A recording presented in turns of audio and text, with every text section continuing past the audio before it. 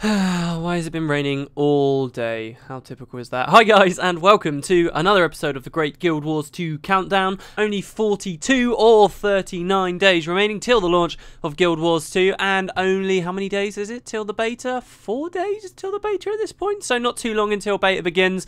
Lots of cool stuff. Actually, I was wondering, I've got a huge list of things I'm going to be getting in this beta. It's kind of my last chance to go and play and get all the stuff I've been telling myself I want to do, so hopefully I'll have a lot of stuff come out, but also, I would like to know if anyone's got anything in particular they'd really like to see, something they've seen that they quite like in the game, maybe that they haven't seen on my channel or other channels on YouTube. Let me know. I mean, I'm always up for the suggestions. But yeah, for today, I was going to talk about more newsy-ish stuff. It's funny, yesterday we did the beta key giveaway. Someone gave me 5 extra keys, in fact, on that topic. That was Dunlop Gaming, so thanks very much to them. So there were an extra 5. In the end, we had 30 to give away. But honestly, man, there were like 1,000 comments, and most of them were people asking for keys. That blows my mind. I almost felt like, I was going to say yesterday, I almost felt like ArenaNet had released too many keys, like the community was saturated with them. Anyone that was going to be in the beta already had one, but I guess not. So many people wanted keys, that's crazy. But yeah, they have all been given out, so thanks very much to that. But the thing is, all the comments were about that, so literally there weren't any questions or anything, so instead I thought I'd talk about some of the stuff I saw going around the community. Some of this is thanks to Arintha, and again, in the description you can find a bunch of links to crazy stuff that she's linked me to, so thanks very much for that. Footage for today comes from Ratish Shin, which has actually not got any issues with black bars or stuff, so I don't have to do anything weird with the video to get rid of them. Also, I did leave in a comment, I was like, hey, what do you guys prefer to see, black bars or really low quality stuff? And you did just say black bars, so in the future, if it happens, I'll go with that. But anyway, that's who the footage is from today. Thanks very much to Ratish Shin. You can find more stuff from them in the description down below. The topic for today is the fact that Guild Wars 2 has got a whole bunch of not just big instance dungeons at the end of the game, but also lots of mini dungeons. You do see in other MMOs there are kind of dungeon-ish, cavey areas, and that's true for Guild Wars 2 as well, but in general, just putting a roof over something while you're out in an explorable area doesn't necessarily mean it's like a mini dungeon. But Guild Wars 2 does have some really cool little mini dungeons. I'm actually hoping some more will be available in the next beta weekend with all the extra stuff that we'll be able to go to. But these are basically really interesting, cool little places you can just wander into. It doesn't necessarily have to have any special way of getting in. For example, the one in the Gandharan foothills is just an open door, and you go in there and you see what's around. And they've got really cool little puzzles and stuff that is reminiscent of the kind of gameplay you'll find in the structured dungeons that are available throughout the game, but they are out there in the persistent world. So in theory, you could have like 100 people just run into one of these dungeons if you really wanted to. We have seen with the Font of Rand, that one in particular had a really interesting method of getting inside. You had to complete this full meta event, and there would only be an entrance available for a very short period of time. I love that kind of stuff. I'd actually like to see a mini dungeon in every single explorable area for Guild Wars 2, but it doesn't look like they've done that. Not really. I mean, you can look at small places in the areas, and there are jumping puzzles around in all the places, but they're not necessarily all mini dungeons, which is a shame. I think it would be cool if, like, at least one meta event chain led to something cool and exclusive like a mini dungeon in each area, and with ArenaNet talking so much about their live team adding more stuff after the release of the game, maybe eventually we can hope to see that kind of thing. But it really is quite cool. My favourite thing about the dungeons is you can just go in and there's no NPCs or people telling you, oh, you have to do this and this and this. The game doesn't hold your hand. It will just throw you into these rooms that if you choose to continue exploring in, you can come across some really nasty puzzles and some interesting little stuff that will eventually allow you to get deeper. And that was a really, really fun experience for me in the beta so far. Hoping to see more mini dungeons. As I say, I have a list of stuff I want to film on the beta. That is one of the next things, if there's any more mini dungeons out there. So it should be really cool. Just a really nice feature of Guild Wars 2. One that wasn't given much fanfare by the devs themselves either. It was just, I guess, something that they decided they wanted to put in, and they didn't think it was anything super special or amazing, but really does deserve a bit of attention, or at least more than the developers have given them, because it's that little bit extra, and in fact it's those things that you're not expecting. I think that actually made the game most for me so far. So yeah, anyway, mini dungeons out in the persistent world. There'll be a link to something in the description below on that topic. But yeah, so some kind of newsy, interesting type things for today.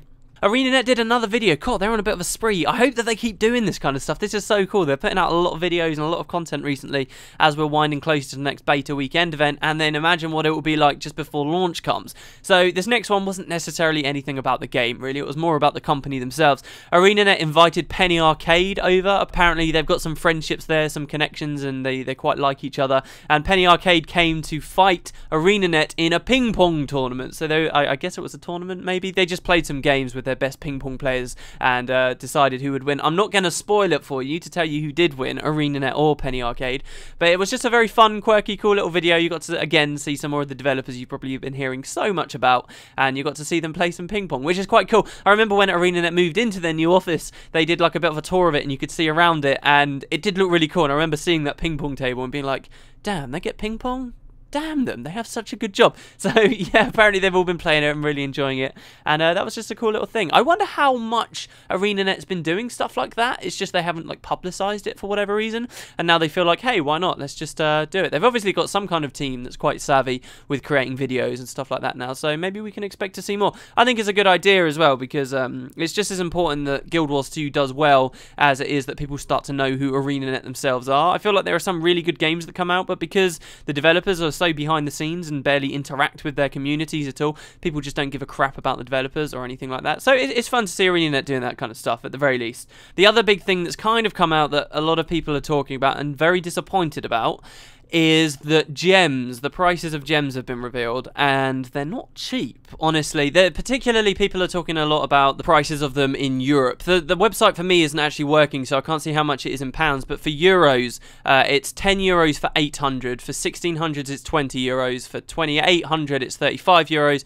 and for 4000 it's 50 euros. As you'll notice from that, they're not offering any kind of, if you buy a lot of gems at once, you get a discount, which I would have expected them to do. I'm not sure why they did that. I think it's a good idea to incentivize people at the very least to buy more, and maybe you'll get them for cheaper, but they're not even doing that, it seems. A lot of people are complaining that they're really expensive because it's kind of the same amount of euros, I believe, as it is for dollars, and obviously the conversion rate is not the same. A euro is not worth the same as dollars, and neither is it the same for pounds, but I don't know whether they've reduced the price for pounds. Usually ArenaNet have done that in the past, so that's fine, but it does seem to be quite expensive for these gems. I kind of I'm not surprised. I expected them to be kind of pricey in the first place.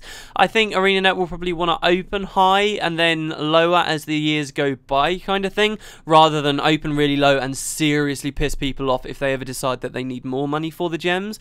And the other thing is, you've got to look at it from a business standpoint. It just makes a lot of sense for them to put the prices kind of high. The gem store is still only meant to be a supplement to the game, kind of thing. You don't have to use anything in the gem store to have fun in the game. So even though they are kind of expensive, I don't mind that much. I think a lot of us probably weren't expecting to use the gem store in the first place. In a weird way, I feel like if the gems were cheaper, more people would be encouraged to spend from it, and then more people in a weird way might then get more pissed off about its existence in the first place, if you see what I mean.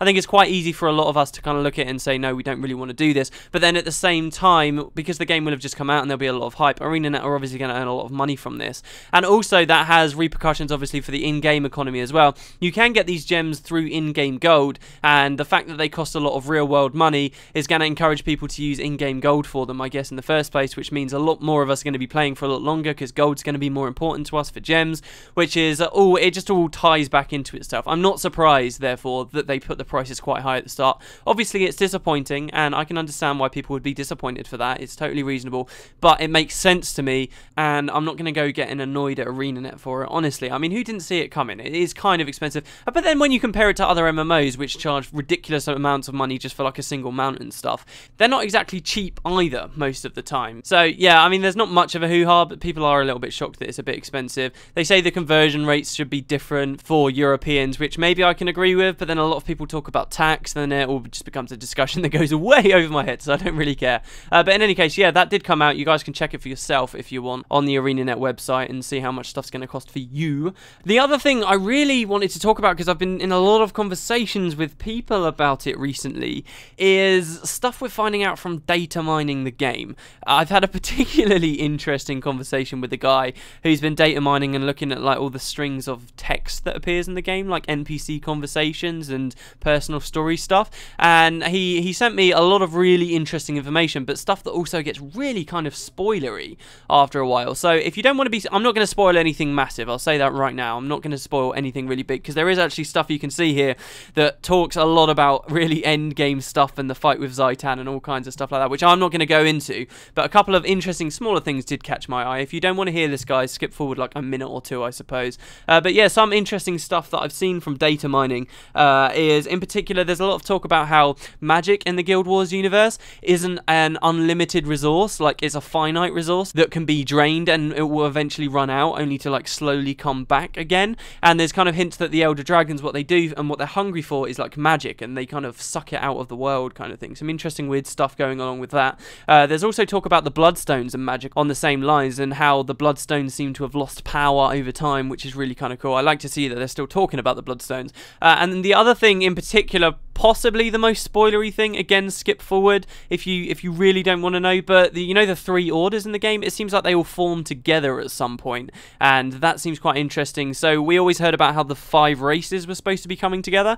It seems more that the 5 races will then choose an order, and then the 3 orders will come together kind of thing, and they've got a name which I'm not even going to say here, but yeah, some interesting stuff. Just my general opinion though on the data mining things, I know a lot's come out. People have been seeing like models of some of the extra bosses that are going to be in the game and all kinds of things. I actually think that's not really the way we should be experiencing the game, so I'm not going to talk about it anymore on these videos. There is interesting stuff. I am kind of keeping up with it-ish, but I kind of don't feel like I should keep up with it that much anymore, because it can spoil stuff. That's not how we're meant to experience what's in the game. We're meant to experience it actually in-game, not just random bits of data and strings and stuff like that. So, I mean, there is a lot going on, very interesting admittedly, but beyond that, I don't think I'll talk about it further. One other thing though, there have been some screenshots and stuff coming around. It certainly looks like Polymok is now definitely confirmed to be in Guild Wars 2, which is very, very awesome. So it also seems like it's going to be tied to mini pets, which is something I think we were all hoping for quite a long time, which seems very cool. I don't know whether it will be in the next beta weekend event. It doesn't sound like it, since ArenaNet didn't specifically say.